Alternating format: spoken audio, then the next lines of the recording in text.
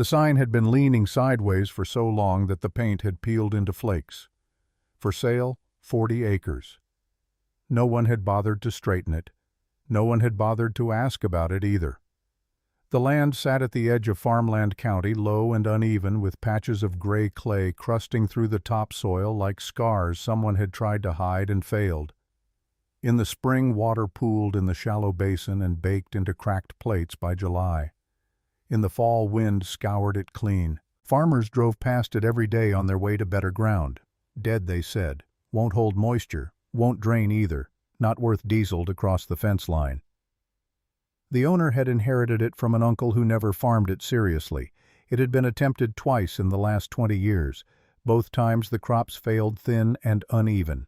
The listing price had dropped 3 times, then 5, then stopped dropping because at some point lowering the price becomes embarrassing. Everyone in Farmland County knew that ground. It had broken 2 families before. The question wasn't whether it would break a third. The question was who'd be foolish enough to try. Marcus Webb noticed it the way he noticed most things. Quietly. He was 34, farming 120 acres inherited from his father. Not struggling, not thriving, just steady. He drove past the 40 acres every morning on his way to the co-op, his 1998 Ford F-25, rattling over the county road, rust freckling the wheel wells. The truck had 173,000 miles on it. He'd bought it used in 2003 for $4,800 cash. Marcus didn't chase expansion. He watched edges. Edges are where inefficiencies hide. Edges are where value gets misjudged. He walked the 40 acres one cold February morning while frost still clung to the crust. The ground looked lifeless. Hard-packed surface, sparse winter wheat stubble from whoever had tried last. No organic richness visible from above. But he didn't look at the surface long. He carried a shovel. He dug. 6 inches down, the clay shifted. 8 inches down, darker soil appeared. 12 inches down, moisture. Cool to the touch. The earth smelled different here, not metallic like dead clay, but faintly organic, like something sleeping, not something dead. He stood there longer than he planned. The land wasn't dead. It was compacted, choked, waiting. There's a difference. His father had always said good land is patient land. Jim Webb had died 2 years ago at 52 heart attack in the middle of planting season. Found him slumped over the steering wheel of the John Deere 4440 engine still running, half the field finished. The autopsy said massive coronary. The family said he worked himself to death trying to keep up with neighbors who bought new equipment on credit every 3 years. Marcus had inherited the 120 acres and $45,000 in debt. Equipment loans mostly. His father had believed you needed to modernize or die. Bought a new tractor in 2008 right before the economy collapsed. Payments had been killing him ever since. Marcus didn't believe that. He believed debt was the thing that killed you, not the work. The pressure. The monthly payment that didn't care if it rained or didn't rain, if prices were up or down, if you were healthy or sick. The payment came due whether you had it or not. The seller laughed when Marcus offered $185 per acre. Vernon Hutchins was 68 liver-spotted hand suspenders holding up Carhartt work pants that had gone baggy around his waist. He'd inherited the 40 from an uncle and spent 15 years trying to unload it. That's insulting, Vernon said. They were standing in the driveway of Vernon's farmhouse, gravel crunching under their boots. The February wind cut across the open fields, no trees to stop it. It's accurate, Marcus replied, his voice level. The land needs $15,000 in soil work before it'll produce a decent crop. I can't pay for potential I have to create. Vernon shook his head. You won't get a crop out of that ground. I've seen better men than you try. I'm not planning to, not right away. That answer confused him. You buying it to look at it? Marcus didn't elaborate. The final price settled at $185 per acre. 40 acres for $7,400 total. The paperwork moved fast because no one else objected. At the co-op, the news traveled faster than the seed invoices. Turner bought the dead ground. Paid for it in cash. Must not have anything better to do. Marcus heard the laughter but didn't respond. He drove home to tell Kate. Catherine Webb, everyone called her Kate, was 31, 4 months pregnant with their first child. She taught second grade at Farmland Elementary, 22 students, half of them farm kids who came to school smelling like diesel and manure. She loved them. She loved teaching. She loved Marcus, though some days that love felt like carrying water uphill. She was at the kitchen table when he walked in, grading spelling tests with a red pen, her hair pulled back in a ponytail that had come loose on one side. The farmhouse was old, built in 1923 by Marcus's grandfather, wood floors that creaked in the winter windows that rattled when the wind blew hard. They'd repainted the kitchen last fall pale yellow that Kate said made the room feel bigger. It didn't, but Marcus let her believe it. He set his keys on the counter. "I bought the 40 acres. Kate looked up from the spelling tests. Her hand was resting on her belly, a gesture she'd started doing unconsciously since the pregnancy began. "What 40 acres?" "The ones on County Road 14. The dead ground." Her face didn't change expression right away. She set down the red pen carefully, like she was giving herself time to choose the right words. "How much?" $7,400. Kate's hand moved from her belly to the table, palm flat against the wood. "We're having a baby in 5 months. We owe $33,000 to the bank, your father's debt, and you spent our emergency fund on dirt that killed 2 families. It's not dead. It's compacted. The structure's wrong, not the land itself. Marcus, we can't afford wrong." He pulled out the chair across from her, sat down. "I saw the soil. 12 inches down there's moisture, organic matter. It just needs time, patience." Kate's eyes went wet, but she didn't cry. She was good at that, holding things in until she was alone. "Your father made risky bets. That's why we're in this debt. That's why he's dead." She stopped, her voice cracking on the last word. "I won't raise our baby alone because you couldn't learn from his mistakes. I'm not my father. You just did exactly what he would have done. You saw something you wanted and you took it without thinking about what it costs us." "I thought about it. For 3 months I've been thinking about it." "Did you think about hospital bills?" Kate's voice was quiet now, which was worse than if she'd yelled. "Did you think about what happens if something goes wrong with the pregnancy? Did you think about the fact that I'm the only one with health insurance because farm income doesn't qualify us for anything affordable?" Marcus didn't answer. The silence stretched between them. Outside, the wind rattled the kitchen window. A truck passed on the county road, engine noise fading into the distance. Kate stood up, gathering the spelling tests into a stack. 3 years. If this doesn't work in 3 years, you sell it. I'm not negotiating. You promise me on our baby's life." Marcus felt the weight of it settle on his chest. 3 years. That's all I'm asking." Kate walked to the sink, her back to him. "Promise me, Marcus. Say it. I promise. 3 years. On our baby." She turned on the faucet, water running over her hands even though there were no dishes to wash. She was giving herself something to do, a reason not to look at him. "I'm going to bed." She left the kitchen. He heard her footsteps on the stairs, the creak of the 3rd step that had needed fixing since his grandfather's time. The bedroom door closed. Not slammed. Just closed. Final. Marcus sat at the table until the house went dark around him. He thought about his father, about the day they'd found him in the field. He thought about the 40 acres, the moisture 12 inches down, the way the soil had smelled alive when he'd dug into it. He thought about Kate's hand on her belly, protecting something that hadn't even been born yet. He drove to the 40 acres at midnight. The fields were silver under a half-moon frost glittering on the stubble. He knelt at the edge of the dead ground, touched the frozen crust. It felt like failure.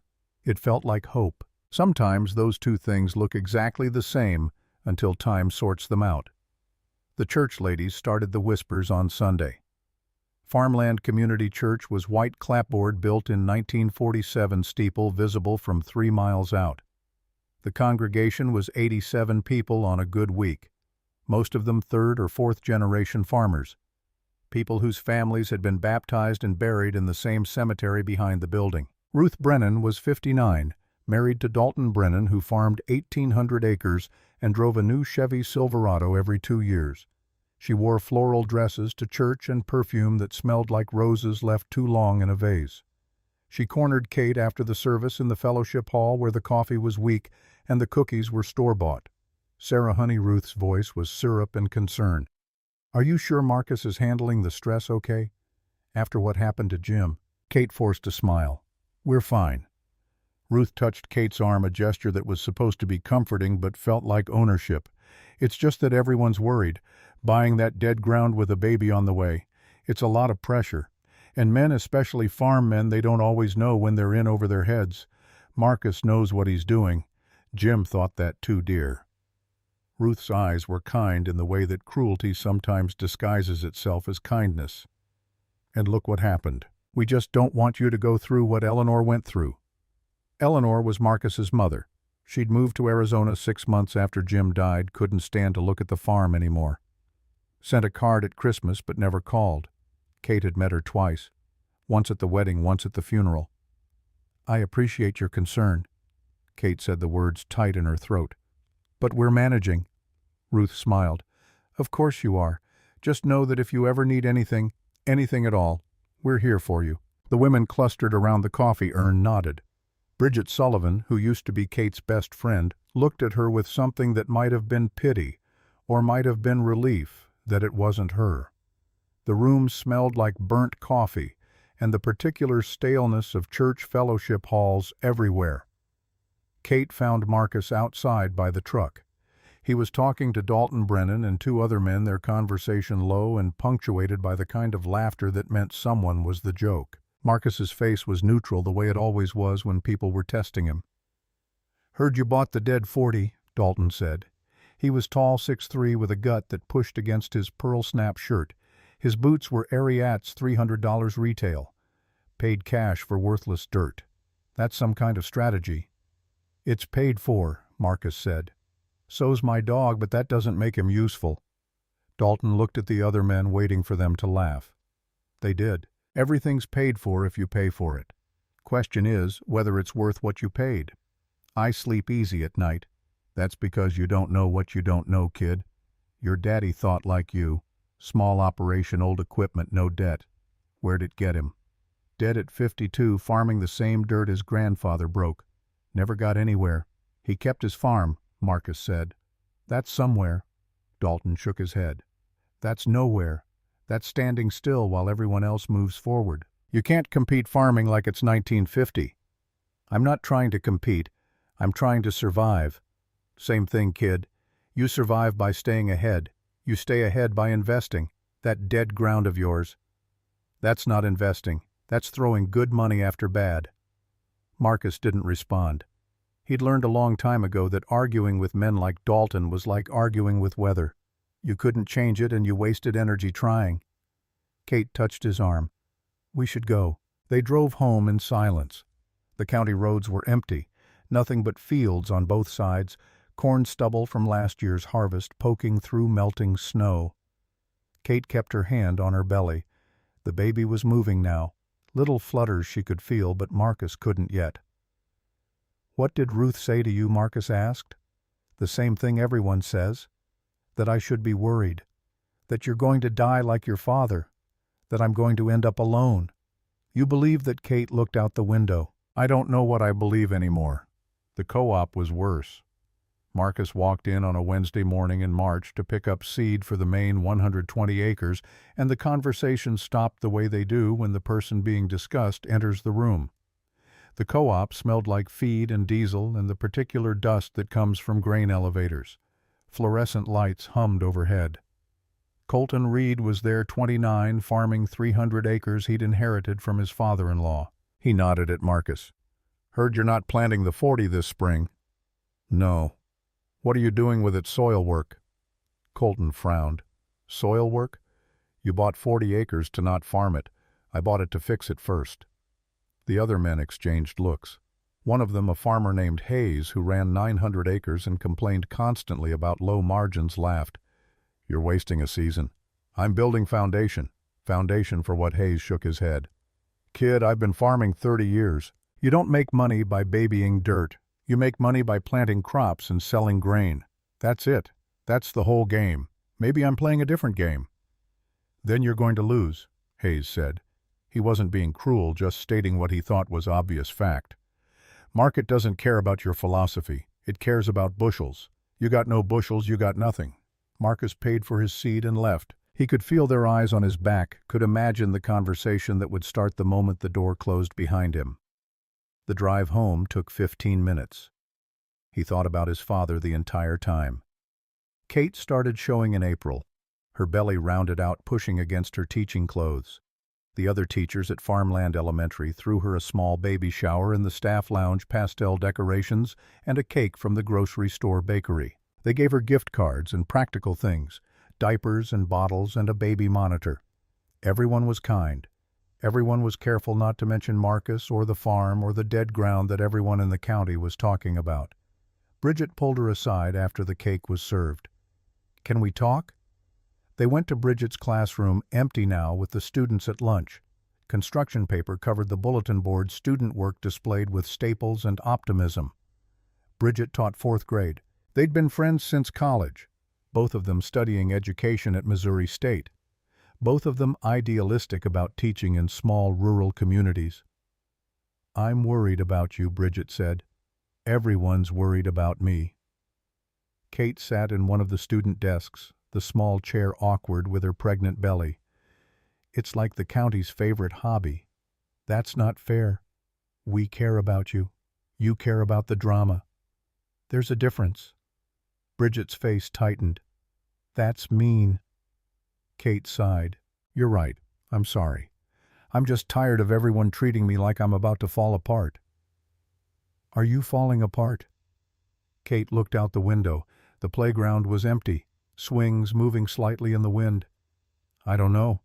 Marcus spent our emergency fund on land everyone says is worthless. We're having a baby in 3 months. We owe $33,000. His father died 2 years ago from stress. And everyone keeps telling me I'm going to end up like Eleanor." "You don't have to end up like anyone. You have choices." "Like what?" Bridget hesitated. "My sister-in-law lives in Columbus. She's a school principal there. They're hiring teachers. Better pay, better benefits. You could transfer. Get out of here." Kate felt something twist in her chest. "You mean leave Marcus?" "I mean protect yourself. And the baby. He's not his father." "Isn't he?" Bridget's voice was gentle but firm. "He made the same choice Jim would have made. Risky land, no safety net, all faith and hope. How'd that work out for Eleanor?" Kate stood up. The student desk scraped against the linoleum.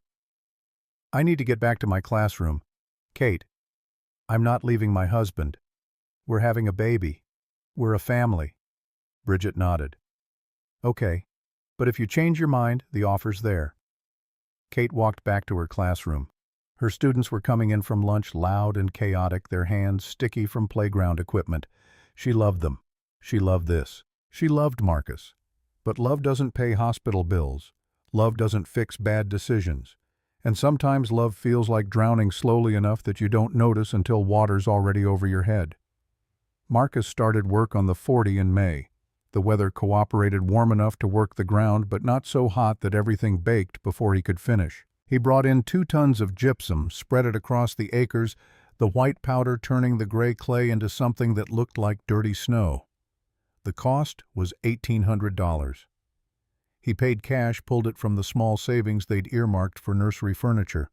Kate found the receipt in his truck. She didn't say anything, just set it on the kitchen counter where he'd see it, then went upstairs. He heard the bedroom door close. Not slam. Never slam.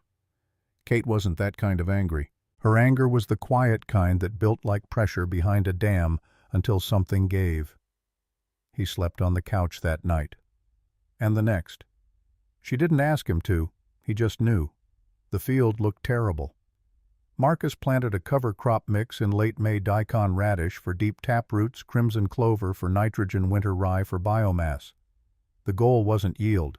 The goal was structure. Roots breaking through compaction. Organic matter building slowly, drainage channels forming where none had existed before. But to everyone driving past it looked like chaos. Wild growth, uneven patches, weeds mixed with intention. Farmers slowed their trucks to stare. Some laughed. Some shook their heads. Marcus Webb's weed farm, they called it. Year 1 of the dead ground experiment. Kate went into labor on a Tuesday in July. The contractions started at 2 in the morning, regular and insistent. Marcus drove her to the hospital in Harrison, 45 minutes away, his hands tight on the steering wheel. The truck's check engine light had been on for a month. He hadn't had money to fix it. The labor lasted 18 hours. There were complications. The baby's heart rate dropped twice. The doctor talked about C-section in medical language that Marcus didn't fully understand. Kate gripped his hand hard enough to leave marks. Her face was pale sweat dampening her hair. "I'm here," Marcus said. "I won't leave." "Don't let her grow up without you," Kate whispered between contractions. "Promise me." "I promise." Clara Webb was born at 8:43 that evening. 7 pounds 4 ounces. Perfect. She had Kate's eyes and Marcus's dark hair. When the nurse placed her in Kate's arms, Marcus felt something break open in his chest that he hadn't known was closed. The hospital bill came 3 weeks later, $8,400. Insurance covered $6,200. They owed $2,200. Marcus worked double shifts on the main farm Sunrise to past midnight running equipment until his hands cramped and his eyes blurred. The 40 acres sat untouched except for the cover crops growing wild and unmanaged. September brought the first hint of change. Marcus walked the 40 on a cool morning dew, soaking his boots. The radishes had put down roots. He dug around one and found it had penetrated 18 inches into the clay. The root had died when frost came, but it left a channel, a hollow tube through the compaction. The rye was thick golden brown, ready to overwinter. He knelt, pushed his hand into the soil. It gave. Not much, just slightly, like something that had been holding its breath, was learning to breathe again. Kate brought Clara out to the field in October. The baby was 3 months old, bundled in blankets against the autumn chill. This was the first time Kate had visited the 40 since Marcus bought it.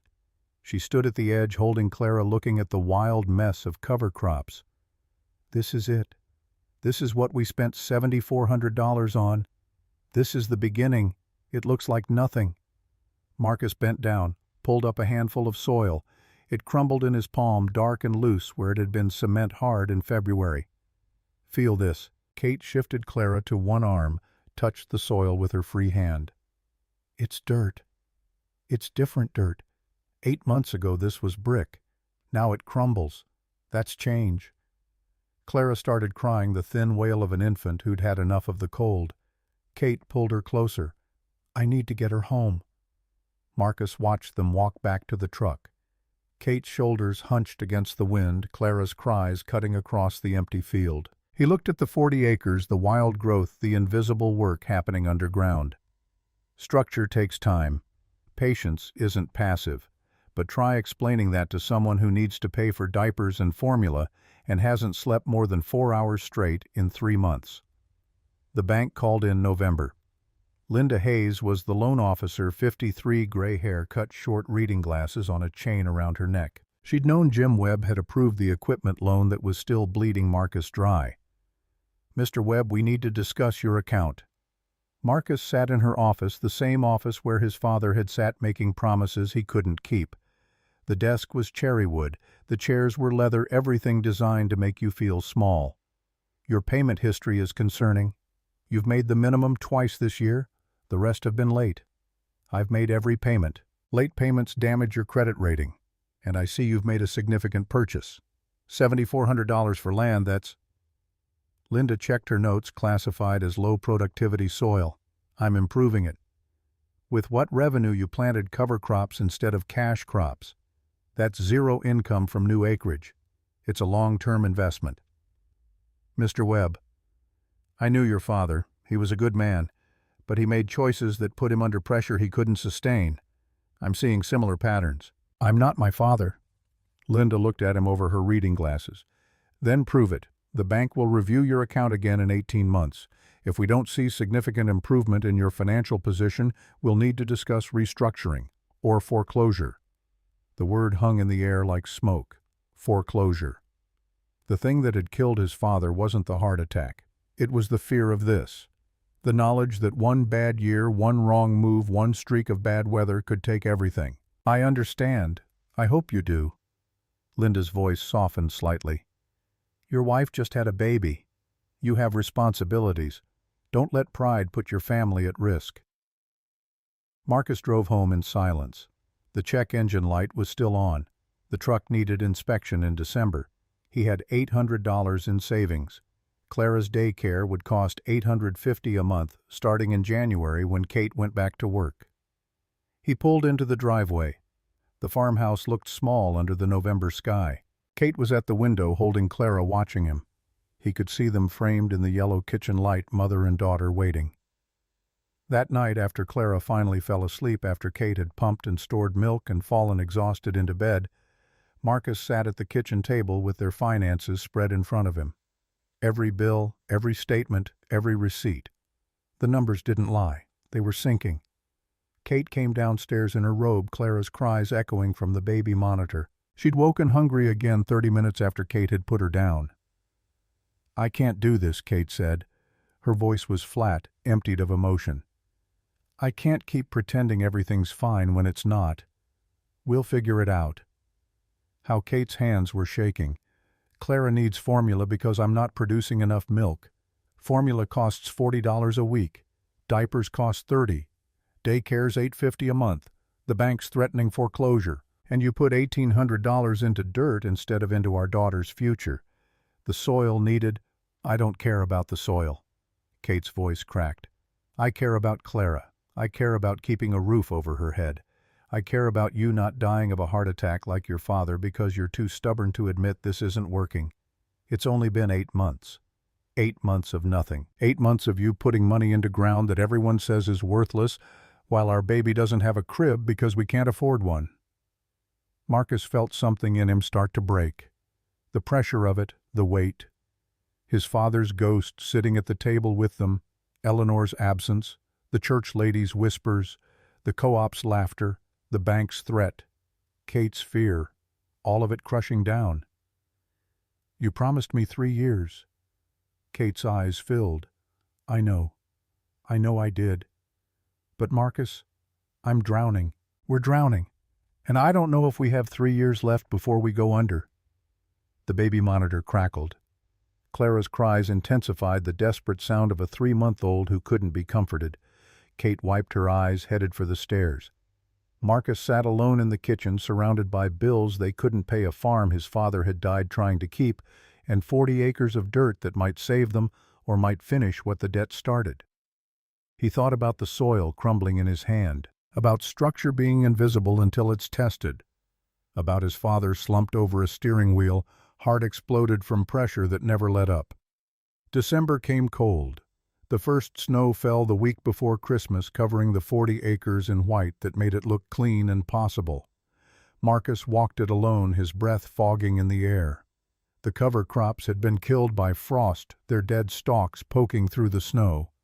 But underground, where no one could see the roots, had done their work. Channels existed now that hadn't existed before. Structure where there'd been only compaction. Kate had stopped fighting him about the money. She'd stopped talking much at all.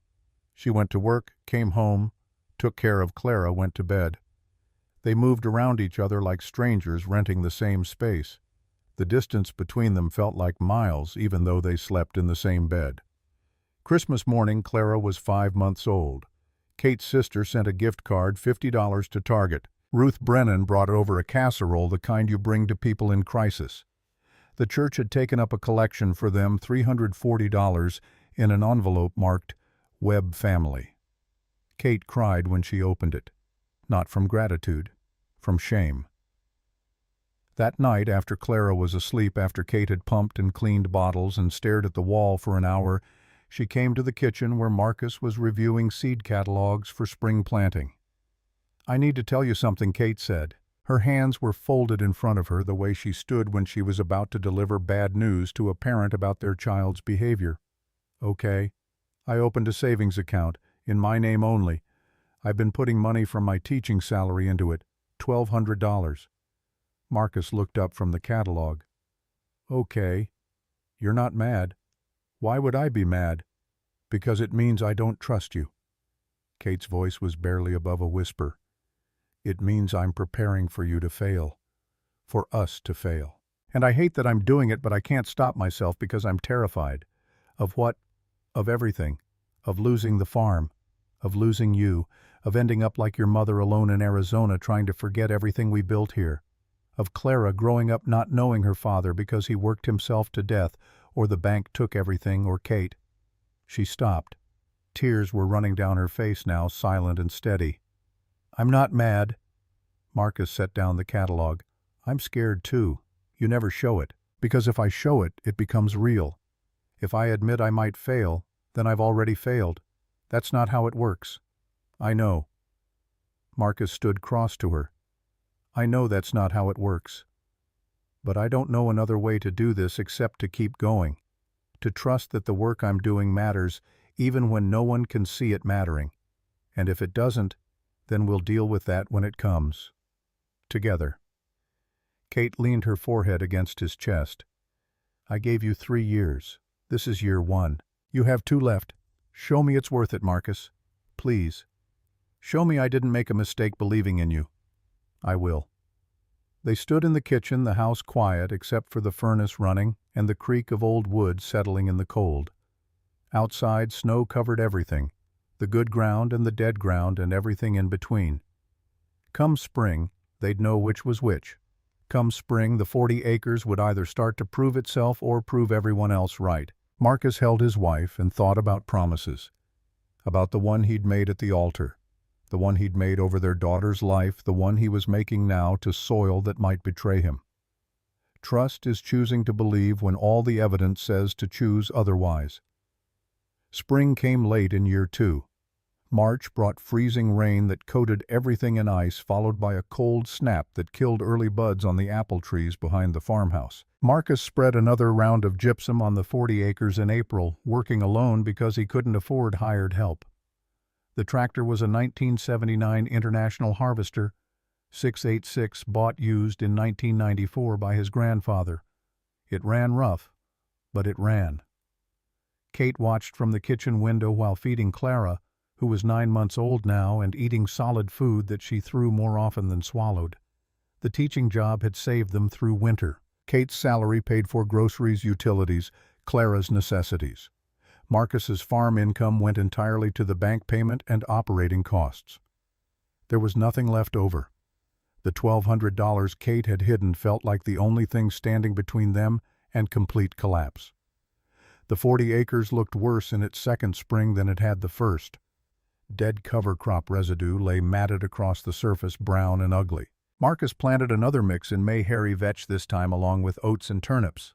Different roots, different depths, different ways of breaking what was broken underground. But to anyone driving past it just looked neglected, like giving up disguised as strategy.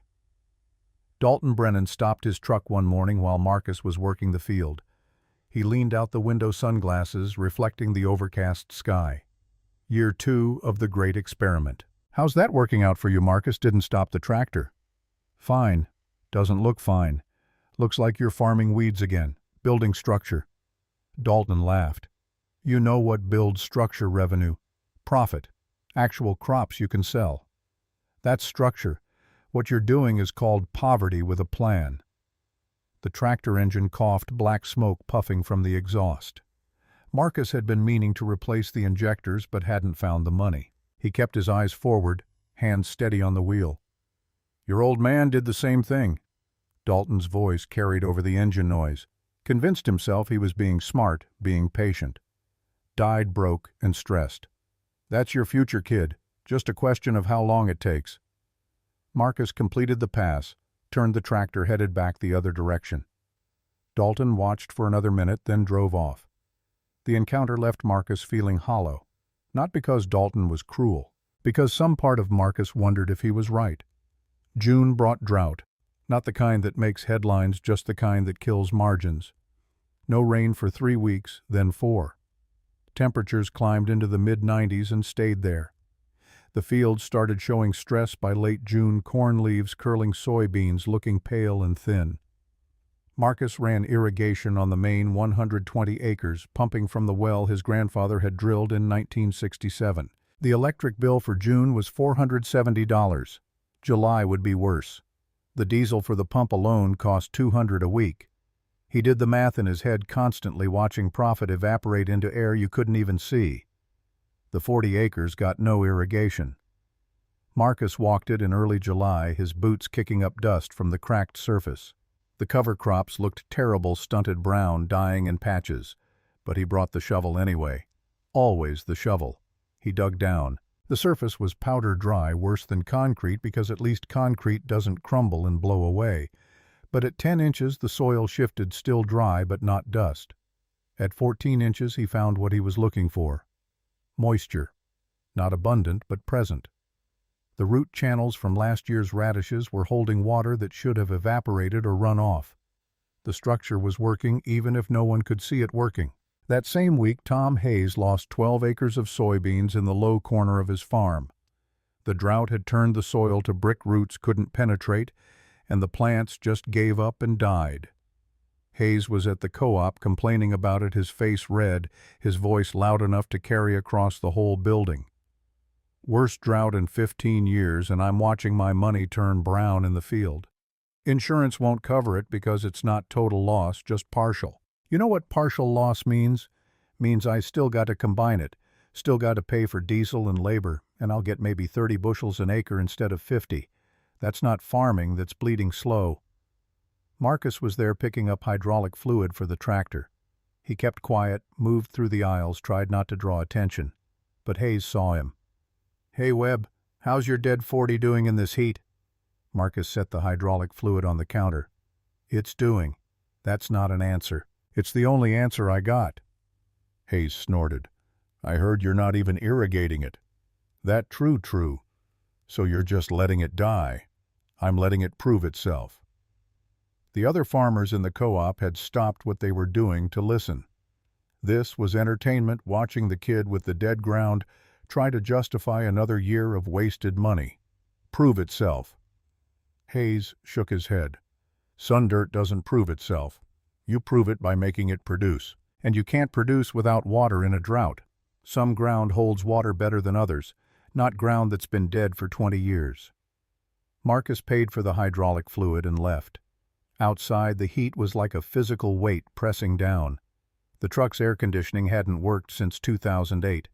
He drove home with the windows down, hot wind burning his face, thinking about moisture, 14 inches underground where no one bothered to look. Kate found him on the bathroom floor the 3rd week of July.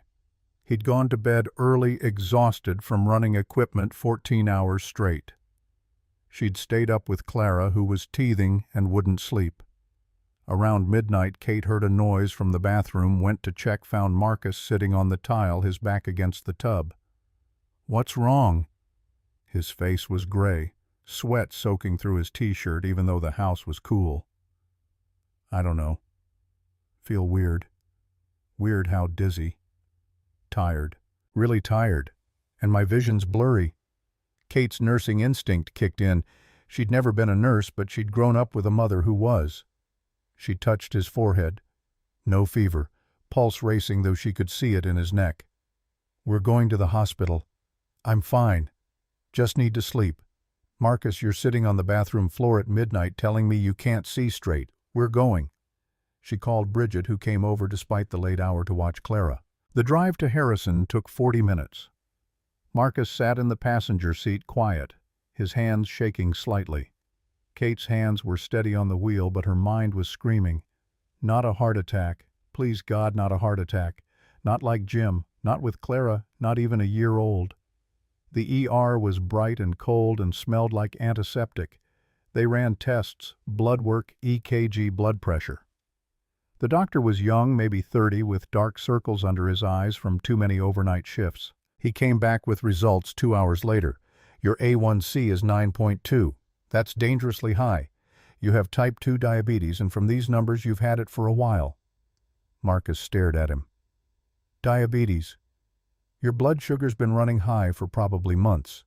That's why you're exhausted. Dizzy, blurry vision. Your body's trying to process glucose it can't handle. Can you fix it?" "We can manage it.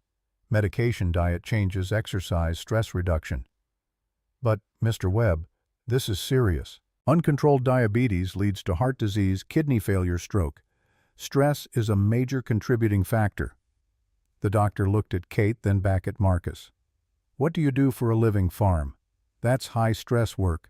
Long hours, financial uncertainty, physical demands. You need to reduce your stress load or this condition will get worse. The medication was $340 a month. Insurance through Kate's teaching job covered $180. They owed $160 out of pocket. The doctor wrote the prescription, scheduled a follow-up in 6 weeks, gave Marcus pamphlets about managing diabetes that he folded and put in his pocket without reading. They drove home in silence. Dawn was breaking the sky, turning from black to gray to pale blue.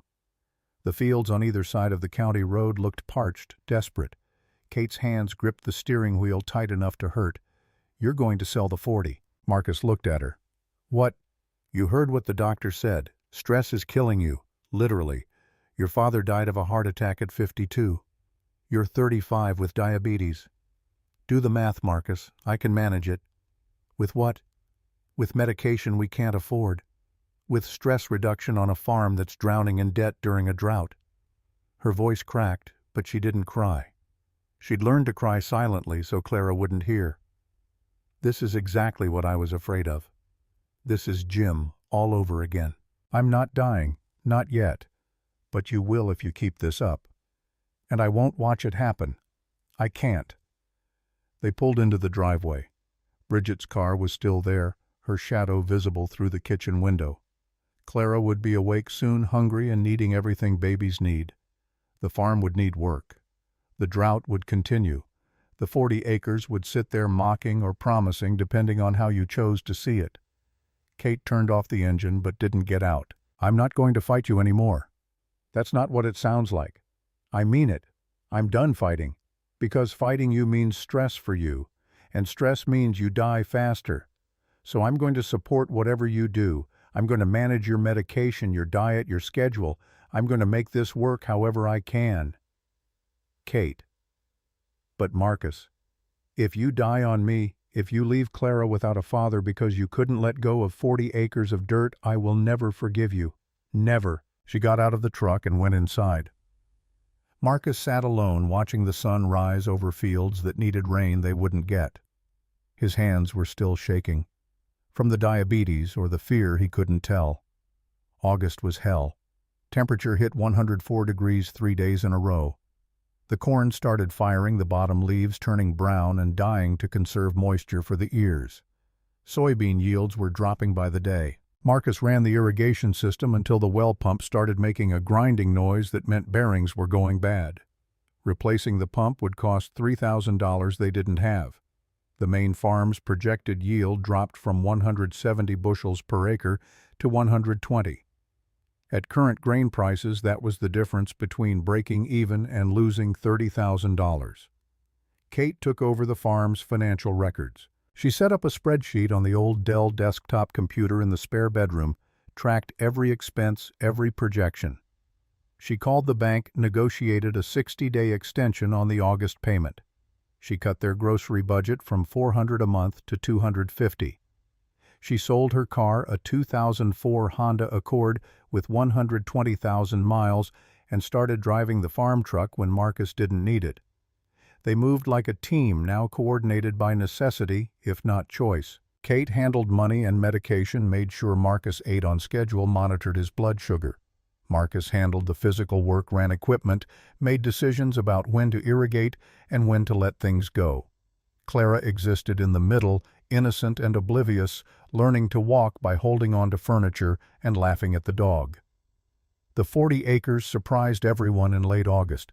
Colton Reed was driving past and actually stopped. His truck got out, walked the field. He found Marcus working on a fence line half a mile away. "Your cover crop's still alive." Marcus straightened from the fence post he was setting. "Mostly.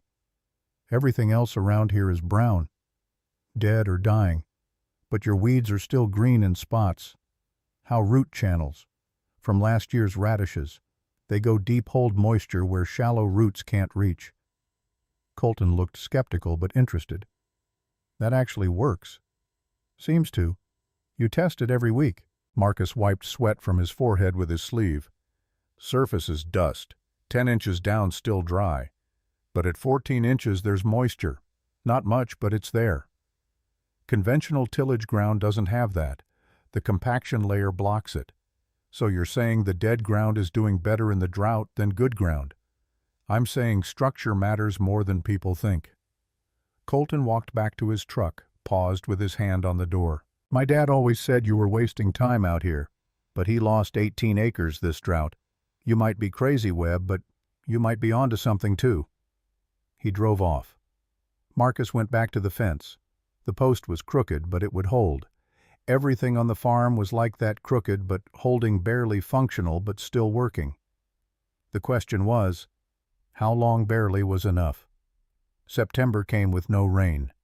The drought was officially the worst in 16 years. Harvest started early because there was no point waiting for crops that wouldn't improve. Marcus combined the main 120 acres over 2 weeks. The yield averaged 122 bushels per acre for corn, 41 for soybeans. At harvest prices, the total revenue was $48,000. Operating costs for the year were $38,000. Net profit before loan payment $10,000. The bank payment was $12,000. Marcus sat at the kitchen table with the numbers spread out, a calculator that needed new batteries, and Kate's spreadsheet glowing on the laptop screen. They were short $2,000. Again. For the second year in a row. Kate was feeding Clara mashed bananas, the baby making a mess and enjoying every second of it. She looked over at Marcus, read the expression on his face. How bad we're short? How short? 2,000. Kate set down the baby spoon. Can we get an extension? We got one in August. Linda said that was the last one. So what do we do? Marcus didn't answer right away. The evening light was coming through the kitchen window, turning everything golden the way it does in September when you know winter's coming. Clara banged her hands on the high chair tray, happy and loud. Dalton Brennan stopped by that evening. He pulled up in his new Silverado, got out wearing boots that cost more than Marcus's entire wardrobe. Kate watched from the window, her jaw tight. Don't sell to him. I haven't decided anything. If you sell now, it proves everyone right. It proves the 40 was a mistake. Maybe it was. Kate turned from the window. You don't believe that. I don't know what I believe anymore. Dalton knocked on the door. Marcus answered. They talked on the porch, man to man, evening insects starting their noise in the grass. I'll give you $250 an acre for the 40. That's $10,000 cash. Today. It's worth more than that. Maybe. Maybe not. But it's worth $10,000 today, guaranteed. How much is it worth tomorrow? Next week? Next year? Dalton's voice wasn't unkind. It was practical, businessman to businessman. You're bleeding money, Webb. Everyone knows it. The drought killed your yields. The bank's squeezing you. Your wife just sold her car. Take the 10 grand, pay your debt, get breathing room. And admit I was wrong. You weren't wrong. You were optimistic. There's a difference. But optimism doesn't pay bills. Marcus looked out at the 40 acres visible in the distance, the cover crops brown and dead-looking under the fading light. 2 years of work. $3,600 in gypsum and seed. Hundreds of hours of labor. All of it potentially worthless, or potentially the foundation for something that would take 3 more years to prove. I need to think about it. Don't think too long. Offer expires Sunday. Dalton climbed back in his truck, started the engine. Your dad was a good man, but he made bad bets. You don't have to repeat his mistakes just because they were his. Kate was waiting in the kitchen when Marcus came back inside. Clara was in her playpen chewing on a rubber toy. What did he offer, 10,000? Cash. That solves our immediate problem. It does. Kate sat down at the table. So why aren't you jumping at it? Because if I sell now, the last 2 years meant nothing. The work meant nothing. And everyone who said I was crazy gets to be right. Maybe they are right, Marcus. Maybe this is one of those things where you tried something, it didn't work, and the smart move is to cut your losses. He looked at her, this woman who'd married him when he had more hope than sense, who'd given him a daughter, who'd stood by him through fear and doubt and medical scares. Her face was thinner than it had been 2 years ago. Stress had done that. His stress, his choices. What do you think I should do? Kate's eyes filled, but her voice stayed steady. I think you should do what you can live with, because I can live with being broke. I can live with struggling. What I can't live with is you resenting me for making you quit, or resenting yourself for quitting when you shouldn't have. That's not an answer. It's the only answer I have. They sat in silence. Clara dropped her toy, started fussing. Kate got up to tend to her, leaving Marcus alone with the numbers and the decision and the weight of promises made to land that might betray him. That Saturday, Marcus walked the 40 acres one more time. He brought the shovel dug in 6 different spots, checked the moisture at depth. It was there. Not much, but present. The structure was holding even through the worst drought in 16 years. He drove to the bank on Monday morning. Linda Hayes met with him in her office, the same cherry desk, the same leather chairs. Mr. Webb, I assume you're here about the shortfall. I am. I need another extension. 60 days. Linda folded her hands on the desk. We've already given you 2 extensions this year. That's unusual, and frankly, it's all I'm authorized to approve. I need 60 more days. I have an offer on some land. $10,000. I'm considering taking it. Considering if I take it, I can pay the bank in full, catch up on everything, have breathing room. But I need time to decide. Mr. Webb, let me be direct.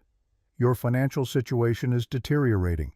Your father's debt is still substantial. Your farm income is declining. You're asking the bank to take on more risk with no guarantee of improvement. I understand that. Do you? Linda's voice was firm but not cruel.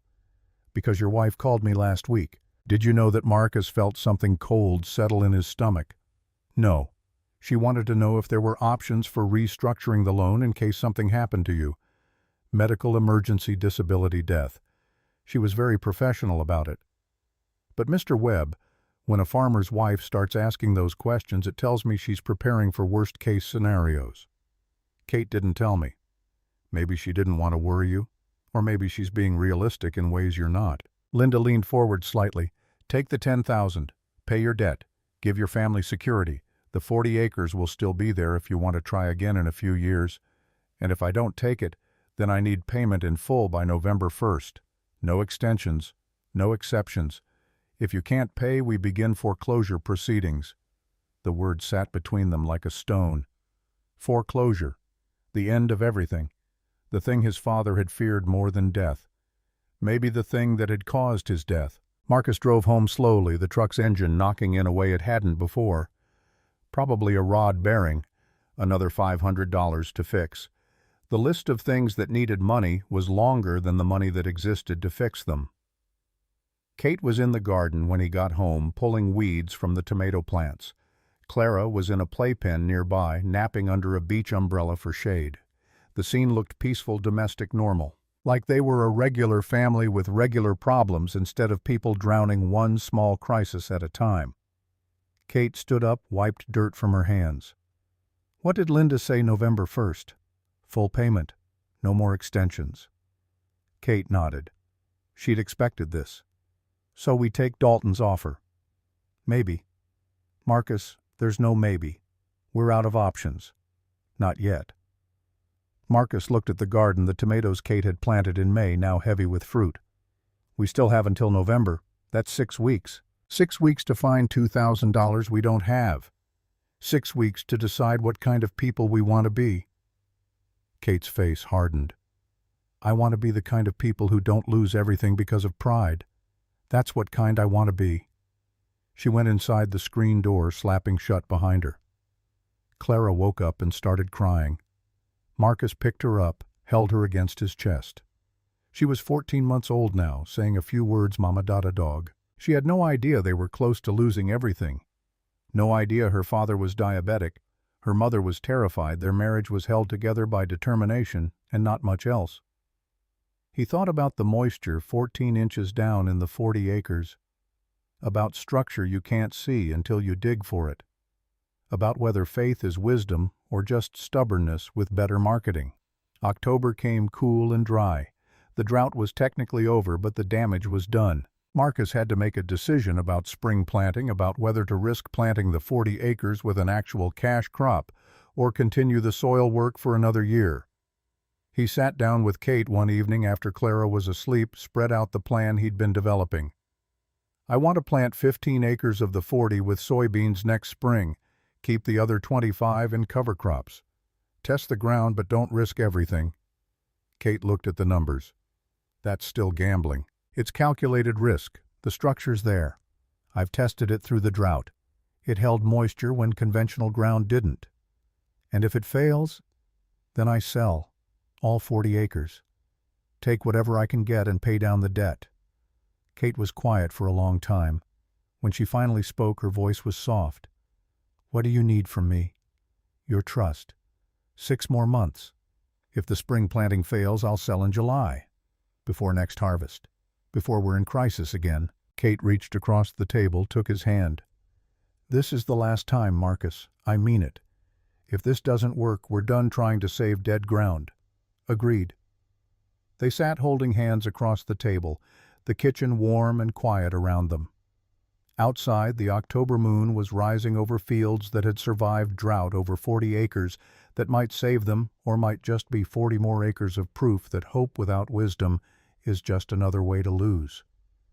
Marcus called Dalton the next day. "Offer's expired." "I know. Just wanted to tell you I'm not selling. Thought you should hear it direct." Dalton was quiet for a moment. "You're making a mistake, kid." "Maybe.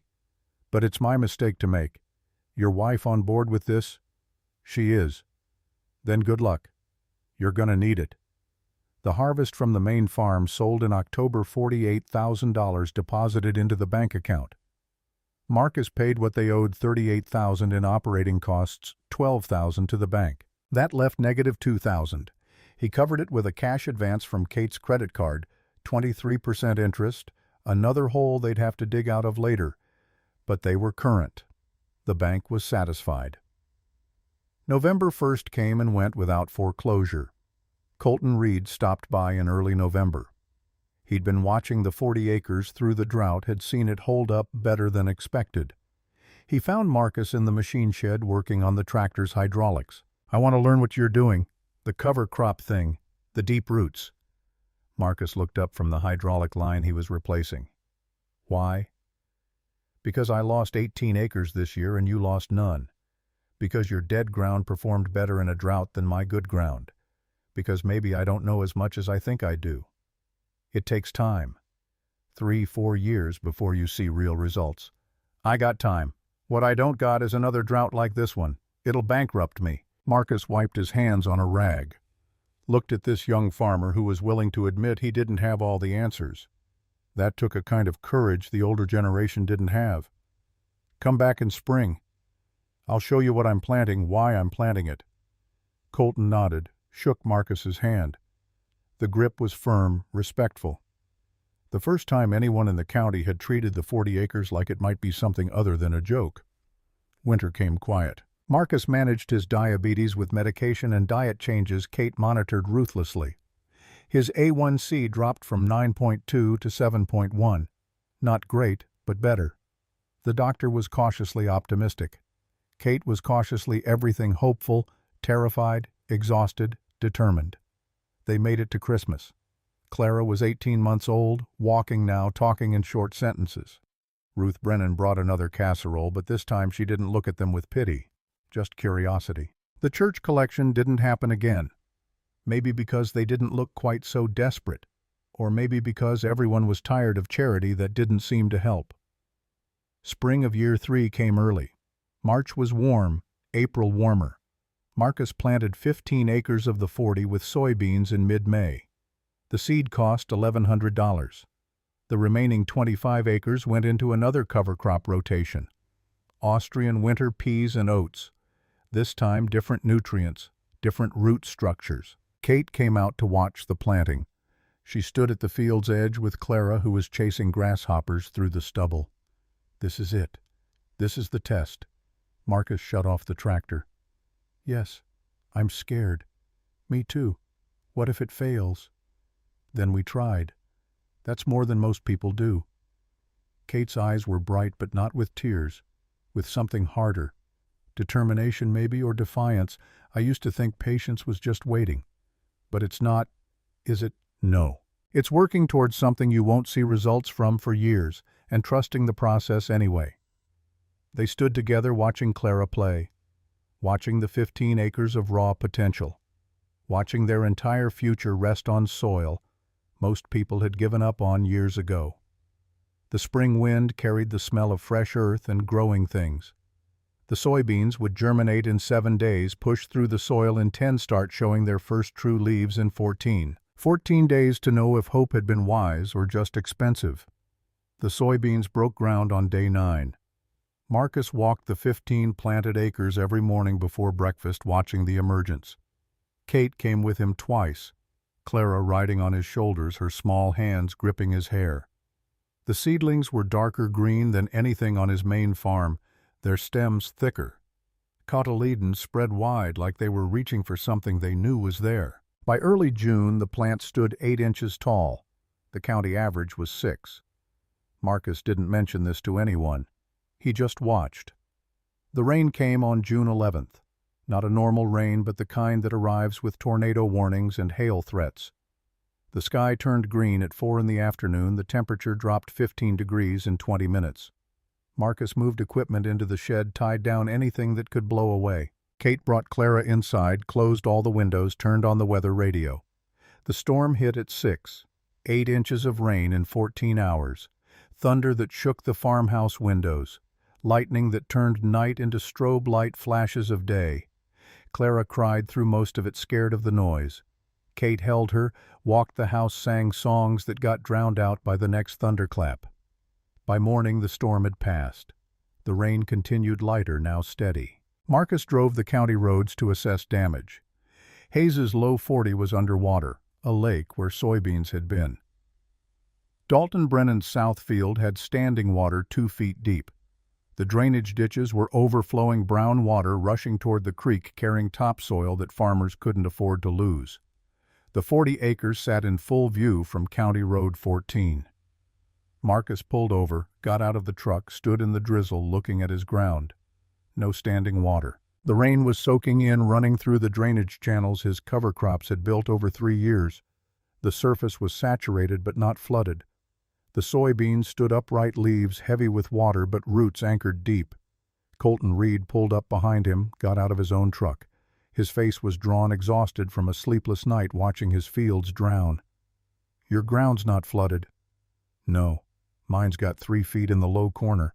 Probably lost 20 acres of beans. How's yours dry already?" "It's not dry, it's draining." Marcus pointed to the slight slope, the way water was moving across the field instead of pooling. 3 years of root channels. Water has somewhere to go now. Colton walked onto the field, his boots sinking into mud that was soft but not soupy. The difference between saturated and flooded. He knelt, pushed his hand into the soil. It gave way easily, none of the cement-like resistance of compacted clay. This is the dead ground everyone laughed at. Was. Colton stood up, mud on his hands and knees. "I need you to teach me this. Whatever you're doing, I need to learn it. Come back in 2 weeks when things dry out. I'll show you the whole system." That afternoon, Marcus walked the 15 planted acres. The soybeans had yellowed slightly from the deluge stress showing in the leaf color. But they were upright roots intact. He dug down with the shovel, checking moisture at different depths. 8 inches saturated, 12 inches moist but not waterlogged. 16 inches perfect moisture, the kind that feeds plants through dry spells. The structure was holding. Not just surviving, but performing exactly as he'd hoped it would. Kate found him there at sunset, Clara in her arms, both of them wearing rain boots. The sky was clearing to the west, orange light breaking through the clouds. Marcus was sitting on his heels, a handful of soil in his palm, his face wet, though the rain had stopped hours ago. "You're crying." He wiped his eyes with his sleeve. "Yeah. Good tears, I don't know yet. Ask me in October." But Kate was smiling, the first real smile Marcus had seen on her face in months. The ground held. It held. She sat down next to him in the mud, Clara between them, the 3 of them looking at 15 acres of soybeans that had survived what killed crops all over the county. Clara grabbed a handful of dirt, tried to eat it. Kate stopped her. laughed, wiped her daughter's muddy fingers on her own jeans. "This is what you saw, isn't it? 3 years ago when you dug that first hole, you saw this. I hoped for it. Hope and seeing aren't the same thing. They are when you're willing to work for it." Kate leaned her head on his shoulder. "I'm sorry I doubted you. You had every right to doubt. I was asking you to believe in something invisible." July was perfect. Warm days, cool nights, rain every 10 days like clockwork. The soybeans on the 40 thrived, their leaves a deep green that made other farmers slow their trucks to stare. The county average height was 18 inches by mid-July. Marcus's were 22 inches, the stems thick as pencils, the canopy closing in tight. Dalton Brennan stopped by the farmhouse on a Tuesday evening. He didn't stay in his truck this time, walked up to the porch where Marcus and Kate were watching Clara play with blocks. Dalton's face had changed somehow, the arrogance smoothed out of it. "Your beans look good. They're doing all right. Better than all right. They're the best-looking crop in the county, and they're on ground I told everyone was worthless." Dalton sat on the porch step, uninvited but not unwelcome. "I was wrong about you. You were protecting what you knew. Can't fault a man for that. I can fault him for being an asshole about it. Ruth's been after me for 3 years to apologize. Finally got tired of hearing it." Kate brought out iced tea without being asked, set glasses on the porch rail. Dalton thanked her, drank half of it in one pull. "I lost 42 acres to that June rain, flooded out, total loss. Insurance'll cover some, but not all. You lost nothing. I got lucky with drainage. Luck's what people call it when they don't understand the work." Dalton finished his tea, stood up. "If your beans yield what they look like they'll yield, you're going to make people rethink a lot of things they thought they knew." He left. Kate sat down next to Marcus, watched the taillights disappear down the driveway. That might have been an apology. Close enough. August brought heat, but not drought. The soybeans went into reproduction, flowers appearing along the stems, pods beginning to form. Marcus walked the field daily, checking for disease, pests, anything that could steal what 3 years of patience had built toward. His diabetes had stabilized. A 1C was 6.8. Now the doctor was pleased. Kate had him on a strict schedule medication at the same time every day. Blood sugar testing twice daily, no skipped meals. She'd become ruthless about his health in a way that felt like love even when it annoyed him. Clara was just past 2 years old now, talking in full sentences, helping Kate in the garden, riding in the tractor cab when Marcus would let her. She had Kate's eyes and a stubborn streak that belonged to both of them. The call came from Linda Hayes in mid-August. Marcus took it in the machine, shed his hands black with grease from replacing a bearing on the grain auger. "Mr. Webb, I wanted to give you a heads up. Your account is flagged for review next month. I've been making payments. You have. But we need to discuss long-term stability. Your income's been volatile, your debt-to-asset ratio is concerning. I'd like to schedule a meeting for early September to go over options." The word options in banking language meant trouble, restructuring, higher interest, shorter terms, all the things that tightened the noose a little more. "I'll be there." He hung up, leaned against the workbench. 3 years of work, of fighting, of nearly dying from stress, and the bank was still circling like something waiting for him to stumble. Kate found him there an hour later. The bearing job half finished, Marcus just staring at a crescent wrench in his hand. "What happened?" "Bank wants a meeting. Review my account. Discussion of options." Kate's face went pale, but her voice stayed level. "When's harvest?" "October 1st, if weather cooperates. And the meeting early September, before harvest. So they'll decide our fate before we can prove the 40 was worth it."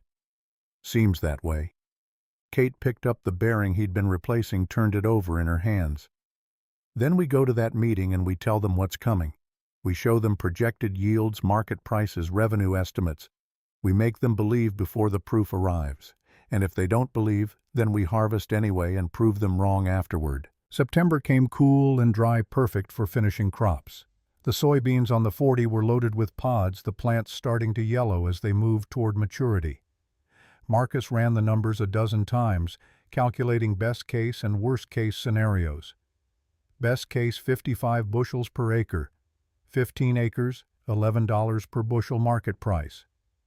Revenue of $9,100 from the 40 alone. Combined with the main farm, they'd net $42,000 for the year. Enough to pay the bank, rebuild savings, breathe. Worst case, 40 bushels per acre, $9 per bushel, $5,400. Barely enough to justify the 3 years of work. He needed something in between. He needed proof that wasn't quite perfect, but couldn't be denied. Dalton Brennan appeared at the farmhouse on the last Sunday in September. This time he brought Ruth, who carried a casserole that smelled like chicken and cream of mushroom soup. We wanted to make an offer before someone else did. Dalton looked uncomfortable, like a man doing something his wife had insisted on, but he hadn't fully agreed to. What kind of offer? $400 an acre for the 40. That's $16,000 cash. Ruth set the casserole on the porch table. You've proven everyone wrong, Marcus. You've shown that land can produce. Now's the time to take your profit. Harvest hasn't happened yet. It will. And when it does, you'll have buyers lining up. But we're offering now before the rush. Guaranteed money instead of market gamble. Kate came to the door, Clara behind her, clinging to her mother's leg. She looked at the casserole, at Ruth's carefully neutral expression, at Dalton's businessman face. Can we think about it? Of course. Ruth smiled, genuine warmth in it now. Take your time. Offer's good through Friday. After they left, Marcus and Kate sat at the kitchen table. The casserole steamed between them. Clara was in the living room watching cartoons, her laughter carrying through the house. $16,000. Kate's voice was quiet, factual. We could pay off the bank completely, have money left over. We could, but you don't want to. I want to harvest it. I want to see what 3 years of work actually yields. Taking money now feels like quitting before the finish line. What if the harvest disappoints? What if it's just average? Then we'll know. And knowing is worth more than wondering for the rest of our lives. Kate reached across the table, took his hand. What do you need from me? Tell me what you think. Not what you think I want to hear. What you actually think. She was quiet for a long time, her thumb rubbing across his knuckles in the unconscious way she did when she was thinking deeply. I think I'm tired of being afraid. I think 3 years ago I was terrified you'd die like your father, that we'd lose everything, that I'd be alone with a baby and nothing. And I've lived in that fear every single day since. You still feel that way? No. Kate's eyes met his. I'm still scared. But it's different now. I'm not scared of you dying anymore. Your diabetes is managed. You're taking care of yourself. You're not killing yourself to prove something to people who don't matter. I'm scared of us selling now and spending the rest of our lives wondering what would have happened if we'd just finished what we started. Marcus felt something in his chest unclench, a tightness he hadn't realized he'd been carrying. So we harvest. And whatever it yields, we face together. They called Dalton the next morning. Thanks for the offer, but we're going to see this through. Dalton's response was quick, surprised. You're turning down $16,000. We're trusting the work. Your wife okay with this? It was her decision as much as mine. Silence on the other end, then something that might have been respect. Good luck, Webb. You're either crazy or the smartest man in the county. We'll find out which in a few weeks. Harvest came on October 8th. Perfect weather, clear skies, temperature in the mid-60s. Marcus started on his main farm, worked through those fields, first getting the safe crops in before risking the test case. The main farm yielded well, 168 bushels per acre on corn, 47 on soybeans. Good numbers, solid numbers, enough to pay bills and keep going. He saved the 40 for last. Specifically the 15 planted acres, the test section, the 3 years of hope concentrated into beans that would either vindicate him or prove the doubters right. Kate came out to watch. She stood at the field edge with Clara, who was old enough to understand something important was happening, even if she couldn't name what. The combine rolled into the field at 2 in the afternoon, the header cutting through soybeans that stood uniform and thick. Marcus watched the yield monitor, the digital readout that would tell him if faith had been wisdom or just expensive stubbornness. The first pass showed 48 bushels per acre. His heart sank. County average was 46. He was only 2 bushels ahead, but the second pass read 50. the third 52, the fourth 54. He stopped. The combine, midfield, climbed down, walked to where Kate was standing. She could see it in his face before he said anything. How much averaging 52 so far? County average is 46. Kate's hand went to her mouth. The dead ground is beating good ground. The dead ground is better ground now. That's what 3 years of structure looks like. He climbed back in the combine, finished the field. Final average 52.3 bushels per acre. 15 acres times 52.3 bushels times $11 per bushel. Revenue of $8,635 from ground everyone had called worthless. Add in the main farm's yield, and the total came to $79,424 for the year. Operating costs were $52,000. Net profit before loan payment, $27,000. The bank payment was $12,000. They'd have $15,000 left over. For the first time since Marcus's father died, they'd be ahead. Marcus shut off the combine at the field's edge, climbed down. His legs were shaking, his hands trembling. He walked into the harvested field, knelt in the stubble, grabbed a handful of soil. It was chocolate brown rich, nothing like the ash-gray clay he'd first dug into 3 years ago. It crumbled in his hand like something alive, something that had learned to breathe again. Kate found him there with Clara. Marcus was crying openly now, no shame in it, the kind of tears that come when pressure finally releases after being held too long. "We did it." His voice was hoarse. 3 years and we did it. You did it. No. He looked up at her, at Clara, watching him with wide eyes. "We did it. Every time you didn't leave, every time you trusted, when you had every reason not to, every time you chose to stay, when staying was harder than going. We did this together." Kate knelt next to him, Clara between them. The sun was setting, orange light spreading across harvested fields, across ground that had been dead and was now alive, across 3 years of work that had finally proven itself. Clara picked up dirt, let it run through her fingers. "Daddy's dirt." "That's right, baby. Daddy's dirt, and yours, and ours." They sat in the field until the light faded, the three of them covered in dust and exhaustion, and something that felt like vindication.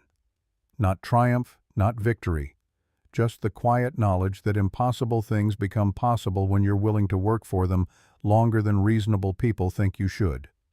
The coffee shop on Monday was different. Marcus walked in to pick up fertilizer prices for next year's planning, and conversations didn't stop when he entered. Colton Reed was there, waved him over to a table where 4 other farmers sat. "Heard your numbers, 52 on the 40. Little over. County average was 46. You beat it by 6 bushels on ground that was dead 3 years ago. Ground that needed understanding." Marcus sat down, accepted the coffee someone pushed toward him. Most things that look finished are just waiting for someone to see what they really are. "Teach us." Colton's voice was serious, no joke in it. "I want to start cover crops this fall. So does Hayes. So does Morrison. We're all tired of getting our asses kicked by weather we can't control. You built resilience. We want to learn how. It takes time, 3-4 years before you see real results. We got time. What we don't got is another option. The way farming's going, either we get smarter or we get out." Marcus spent the next hour explaining the system: cover crop selection, root depth strategy, gypsum application rates, timing of termination. The other farmers listened, took notes, asked questions that showed they were taking it seriously. No mockery, no dismissal, just men willing to admit they didn't know everything and needed to learn. Dalton Brennan walked in while Marcus was drawing a diagram of root channels on a napkin. He stood in the doorway for a moment watching, then approached the table. "You were right. I was wrong. That's all I came to say." The table went quiet. Dalton admitting error was like seeing weather change in front of you, unexpected and notable. "You weren't wrong. You were protecting what you knew." Marcus looked up at him. "I just knew something different." "Well, you knew better." Dalton's face was neutral but not hostile. "Ruth's asking if Kate wants to join the church planning committee. Women's group. Don't know if you care about that, but figured I'd mention it. Tell Ruth that Kate would probably like that." Dalton nodded, left. The other farmers exchanged glances. Something had shifted in the county's perception, not all at once, but definitively. Marcus Webb wasn't the crazy kid who bought dead ground anymore. He was the farmer who proved everyone wrong by being patient when patience looked like failure. The bank meeting happened the next week. Linda Hayes sat across from Marcus and Kate, spreadsheets and statements arranged on her desk. She looked at the harvest numbers, the revenue totals, the projected debt payoff timeline. This is significant improvement. Your net profit is higher than the last 3 years combined. Yes, ma'am. And you're projecting similar yields next year. Conservative projection is 48 bushels on the 40, assuming I plant all of it. That's $15,000 in revenue just from that parcel. Linda set down her pen, folded her hands. Mr. Webb, Mrs. Webb, I'm going to recommend we restructure your loan to a more favorable rate. Based on these numbers and your improved financial position, you qualify for a lower interest rate and extended term if you want it. Kate's hand found Marcus's under the table. We'd like to keep the current term if possible. Pay it off sooner rather than later. That's your choice. Either way, this account is no longer flagged for concern. You've demonstrated both stability and growth. Linda smiled, the first genuine smile Marcus had seen from her in 3 years. Your father would be proud. Marcus felt his throat tighten. Thank you. They walked out of the bank into autumn sunshine, the October air crisp and clean. Kate stopped on the sidewalk, turned to face Marcus. We're going to make it. We are. No, I mean really make it. Not just survive, not just hold on. We're going to build something that lasts. We already started. Kate kissed him right there on Main Street, where anyone could see a kiss that tasted like relief and promise, and 3 years of fear finally letting go. The years that followed blurred together in the way good years do. Year 4 brought confidence. Marcus planted all 40 acres, 20 in soybeans, 20 in corn rotation. Organic matter climbed to 3.6%.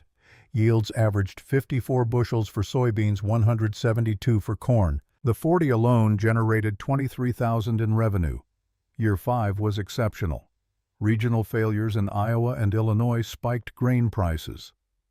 Missouri's perfect weather positioned Marcus to capitalize.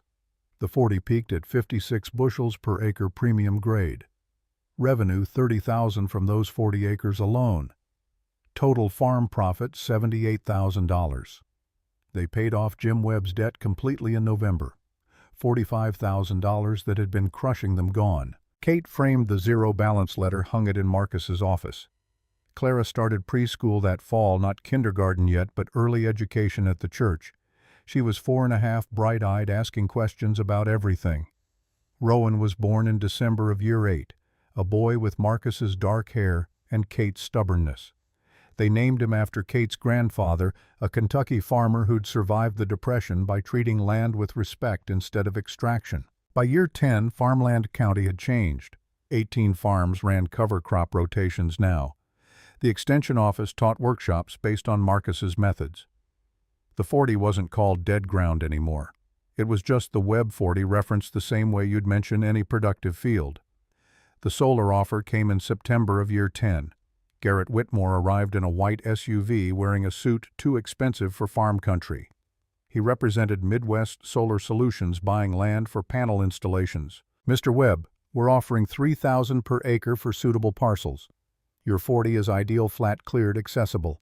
That's $120,000 cash. Marcus and Kate sat across from him at the kitchen table. Clara was 9, doing homework upstairs. Rowan was 2, napping. That's a lot of money. Kate's voice was careful, revealing nothing. It is. We also offer lease options. $40,000 annually for 25 years. Guaranteed income regardless of weather or markets. Marcus looked at Kate.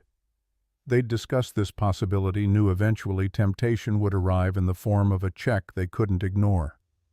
Can we have a few days? Take a week. Garrett slid a folder across the table. But I'll be honest, we have other properties under consideration. First signature gets priority. After he left, Kate made coffee. Evening light slanted through the kitchen windows. The folder sat unopened between them. $120,000 would fund both kids' college. Security for life, it would. But it ends what we built. Solar panels don't need soil structure, don't need anything we created. Marcus opened the folder, scanned the numbers. The math was undeniable, life-changing money handed to them on a single signature. What will our kids remember about us?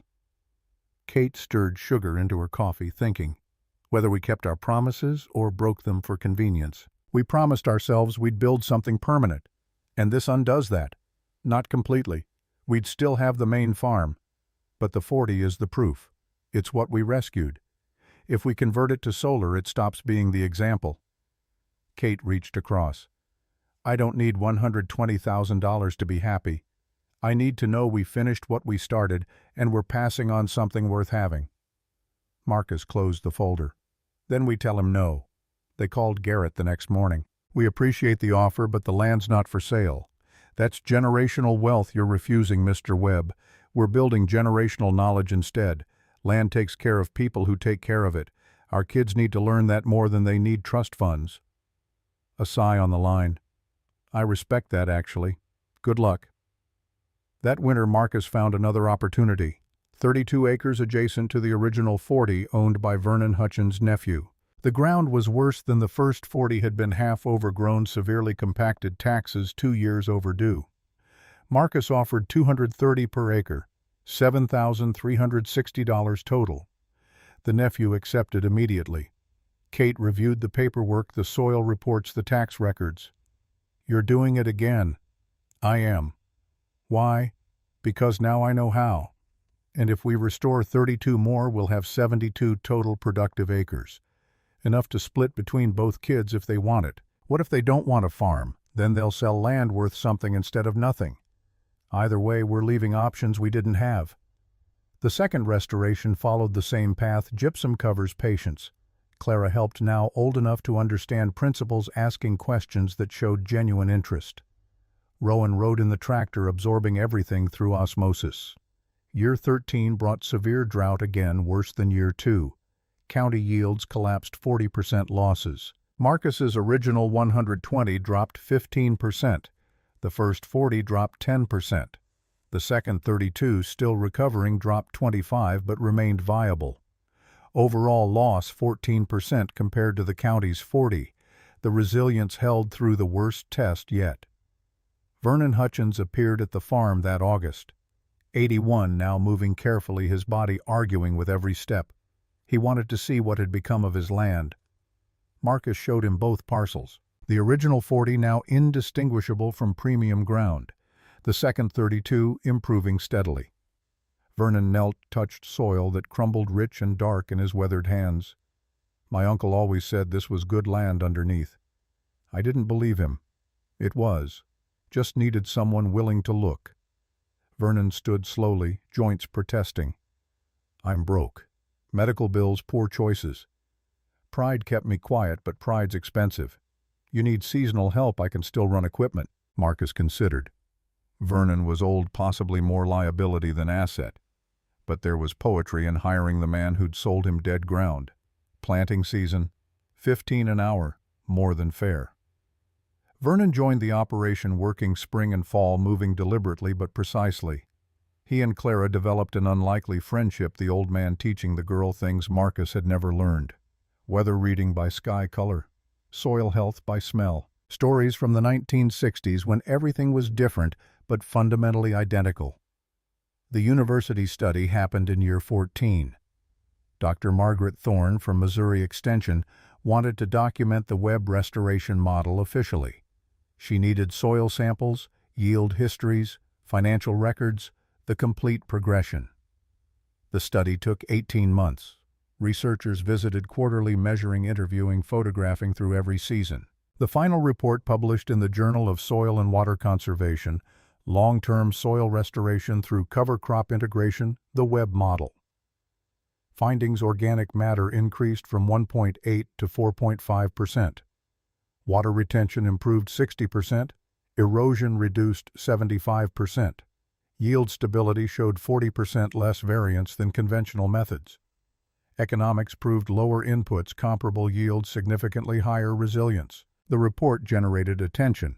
Farm Journal featured it. Successful Farming ran a profile. Marcus presented at 3 state conferences, uncomfortable speaking publicly, but pushing through because the message mattered more than his discomfort. The Kansas City invitation came in March of year 15. The Midwest Agricultural Summit wanted Marcus as keynote. 800 expected attendees. Topic of his choice. Kate helped prepare the speech, working through drafts at the kitchen table while Clara did homework and Rowan built block towers. The summit was early May, a hotel conference center smelling of industrial carpet and burnt coffee. Marcus was nervous in unfamiliar ways. Fighting drought bank skepticism, those were battles he understood. Standing before 800 people explaining why patience matters felt like standing naked. Kate sat front row with the kids. Clara was 14, already planning to study agriculture at Missouri State. Rowan was 7, fidgeting in dress clothes, making Kate periodically still his swinging legs. Marcus started with a photograph he'd found among his father's belongings. The original for sale sign, paint-peeling letters fading. He projected it behind him. This is what everyone saw. A problem. Something broken beyond fixing. His voice found steadiness as he spoke. I saw something different. Not because I was smarter, but because I was willing to look deeper than appearances. Before and after photos followed. Ash gray to chocolate brown. Cracked wasteland to uniform crops. Numbers proving transformation wasn't cosmetic. 7,400 invested, 48,000 current value, averaging 20,000 annual revenue. But the real value transcends money. Marcus paused, looking at Kate, at Clara and Rowan. The real value is understanding that what looks finished is often just waiting. That structure is invisible until tested. That patience isn't waiting, it's working toward outcomes you won't see for years and trusting the process anyway. The audience was silent. 800 farmers and researchers who understood betting everything on dirt. My father died at 52 trying to keep pace with neighbors who had newer equipment, bigger operations, debt they couldn't escape. I inherited his debt and his land and faced a choice. Do it his way, chase expansion, leverage everything, hope luck holds. Or do it differently. Build slowly. Strengthen what I had before adding more. Choose resilience over appearance. He showed yield data from year 13's drought, county failures beside web stability, visual proof that structure outperforms size when conditions turn harsh. The question isn't whether your ground is good or bad. The question is whether you understand it enough to work with what it is instead of fighting what it isn't. Marcus's voice strengthened. You can't harvest what you don't build. You can't build what you don't protect. And you can't protect what you're not patient enough to understand. The standing ovation lasted 3 minutes. 800 people acknowledging not just him but the principle he embodied. Afterward came 90 minutes of questions. Farmers wanting specifics, researchers wanting data, young people wanting hope that farming didn't have to end in bankruptcy or death. Kate found him in the hallway after Clara and Rowan with her. Clara was beaming with teenage pride, realizing her father might actually know something valuable. You were really good up there, Dad. I was terrified. Couldn't tell. You looked certain. That's called pretending until it becomes real.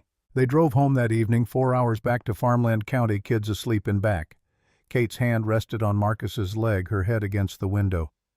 They'll call it the Webb method forever now. You know that long as it helps people, they can call it whatever they want. Your father would be proud. Marcus thought about Jim Webb, who'd died chasing success defined by everyone except himself. I hope so, but I hope he'd also see I learned from his mistakes without repeating them. You did. Kate squeezed his leg. You absolutely did. Spring of year 15. Marcus walked the original 40 with Clara. She was applying to agricultural programs, writing essays about growing up on a farm that had been written off and came back. She wanted the complete story, not just fragments. They stood where Marcus had first dug 15 years ago, finding moisture 12 inches down while everyone insisted nothing was there. What made you believe it would work? Marcus knelt, scooped soil that crumbled dark and perfect. I didn't believe at first. I hoped.